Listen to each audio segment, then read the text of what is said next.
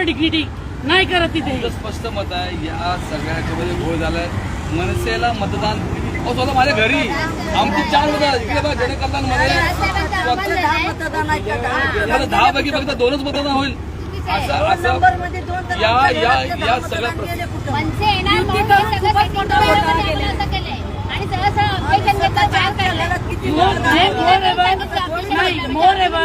हे लोक 4 पक्ष 3 पक्ष एकत्र येऊन लढतात. अरे हिंमत असेल तर आमची एकट्याने लढा ना, मग दाखवतो तुम्हाला आमची काय ताकद आहे ती.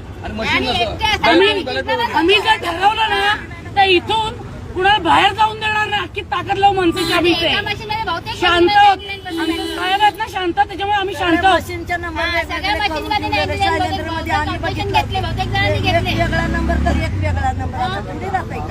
अतिशय अतिशय लोकशाहीला कलंक आहे आणि आम्हाला दुर्दैवी वाटतं जिथे जिथे आम्ही राहतो त्या ठिकाणी 2-2, 6-6 मतं. मला वाटतं हे एक्सप्लेन जर केलं तर बरोबर. पीपीएचएस चला एक्सप्लेन करे. असं थोडी होते की एकाच्या घरात 10-20 मतदानाची कुठे गेले. पीपीएचएस शाळा आहे तिथे आमचं महाराष्ट्र नवनिर्माण सेनाचे कार्यालय, तिथे फक्त 5 मतं. लोक स्वतः बोलले यावर्षी की आम्ही मनसेला दिलेलं मतं, मग तिथे फक्त 5च करून आम्हाला सांगलं. जनकल्याण नगर मध्ये मनीषा चौधरीला काय कॅम्पेन करायला नाही दिले, तिथे फक्त लीड कसं काय येतात त्यांचं. आणि अख्खे शिवसेने लोकांनी पण मनसेला मतदान केलं, ते मतं गेले कुठे. आणि यांच्याकडे काय रेस केलं तर डायरेक्टली बोलतात तुम्ही गप्प बसा, आम्ही बरोबर टोटल तुम्ही मॅच करा, बरोबर आहे. हे कुठेतरी आम्हाला जस्टिस पाहिजे. हे असं होत असेल तर काही यूज नाहीये.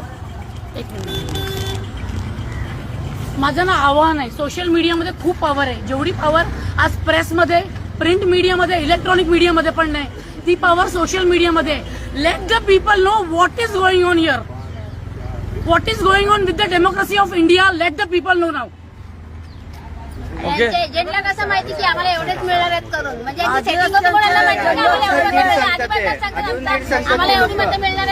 सेकंड राऊंडला त्यांनी सांगितलं 6,000 लीड पुढे, 10,000 लीड पुढे. कसं काय लीड पुढे त्यांना, लीड त्यांची कशी काय पुढे.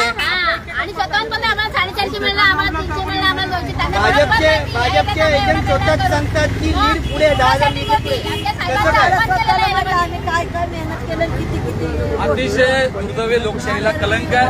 त्यामुळे आम्ही सगळ्यांनी बॅकआउट केलेलं. तर मी स्वतःच सांगितलं की तिथे बसून का उपयोग नाही, आम्हाला जेलमध्ये टाकण्याची भाषा करतात. त्यापेक्षा म्हटलं आपण बाहेर पडूया. आणि जे घडलंय सगळं ते चुकीचं आहे, लोकशाहीला कलंक आहे. त्यामुळे आम्ही या फेसबुकच्या माध्यमातून पुढे आलो. त्याचं कारण की लोकांना कळू द्या की नेमकं काय घडतंय आतमध्ये ते. त्यामुळे नमस्कार, जय हिंद.